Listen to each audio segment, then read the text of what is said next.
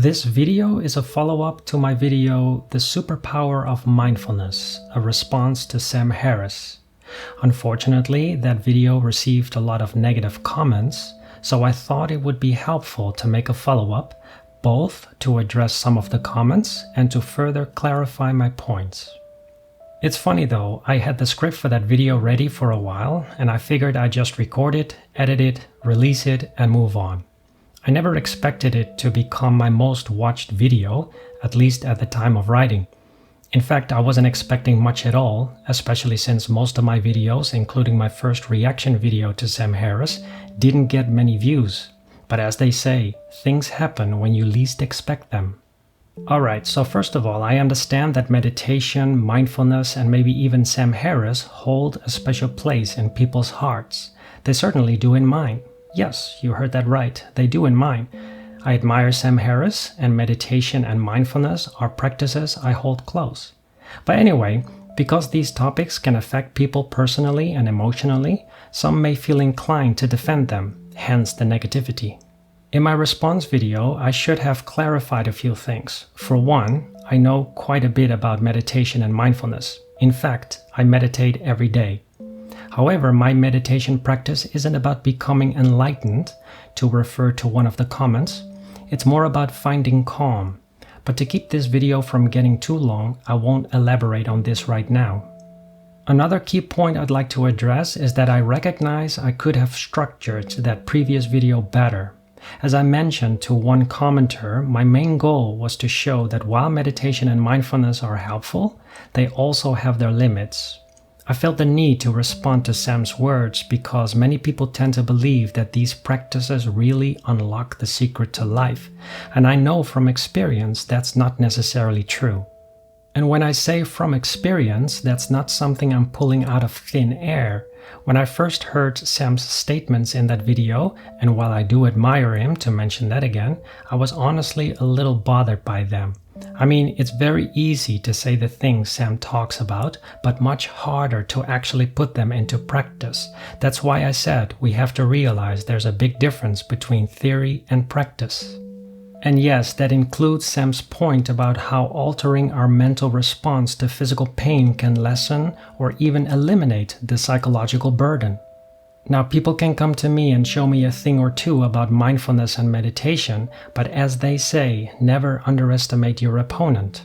Some assumed that I don't have much or any experience in this field. Others thought I misinterpreted or misunderstood Sam's point. But as I've shown in the comment section of that video, I think I have a pretty good idea of what I'm talking about. Now, to address a few comments, let me first start by saying that Sam did say that psychological suffering is a matter of being lost in thought, and that it's a matter of thinking without knowing that you're thinking. He also said until you learn how to meditate or do something like meditation, you're just helplessly thinking every moment of your life. And this is just not true. I suffer psychologically basically all the time, but I know very well that and what I think. I also know where this suffering comes from. But to point it out again, there's a big difference between theory and practice. I know very well how difficult it is to lessen psychological suffering. Now, before anyone tries to come to me and convince me otherwise, you don't have to tell me how meditation and mindfulness work. I was mindful and meditating before I even knew what they were. And I'm certainly not trying to show off. I'm just trying to show that I know more about these things than one might think. Sure, some may still believe that I don't fully grasp these concepts or that I'm not practicing them correctly. Or perhaps those who think that simply live very different lives from mine. Or, to put it frankly, they just don't know what they're talking about. To understand more about what I mean by living different lives, check out my first reaction video to Sam Harris. I'll put a link in the description. Then there are some people who disagree with me on the idea that thoughts should be seen as something we produce rather than passive occurrences that simply arise in our minds like sounds we hear in the environment. Now, why am I so convinced that thoughts are not separate from who we are? Because everything we do is done to alleviate our suffering. And let me emphasize again that suffering to me encompasses everything that is experienced as unpleasant, including physical pain. So there's always the intention to alleviate our own suffering.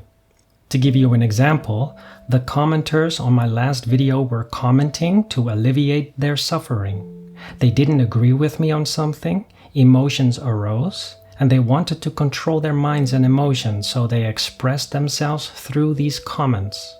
This act of commenting was done to alleviate their suffering. But I'm no different. In turn, I reply to alleviate my own suffering. And I make this video to alleviate my suffering.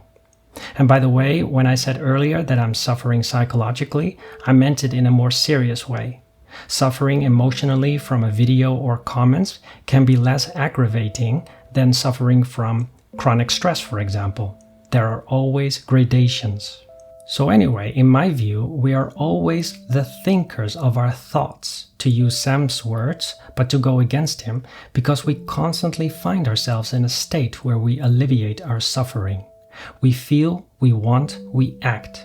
Some listeners may feel uneasy listening to me right now, and they want to get rid of that feeling because it's unpleasant. So, for example, they might either stop listening, or they tell themselves that things are different from what I'm saying, or they just get upset and say some things to blow off steam. Or, if they want to alleviate their suffering more effectively, they could acknowledge their thoughts and emotions, be honest with themselves, and genuinely try to grasp what I'm saying instead of forming an opinion without truly understanding it. We have the ability to influence ourselves in a favorable way. So again, everything we do is done in an attempt to alleviate our suffering. Even the act of distancing ourselves from our thoughts is driven by that same goal. However, these thoughts still remain ours, including the thoughts in which we view our thoughts as passing phenomena. Now I know there's little chance I've convinced everyone, if that's even possible. This video is too short for that. Besides, some people may not be flexible enough to adjust their opinions, ideas, or beliefs. So I will wait for their comments. But please note that I can't always reply swiftly or at all because, well, I do also have other things to do in an attempt to alleviate my suffering.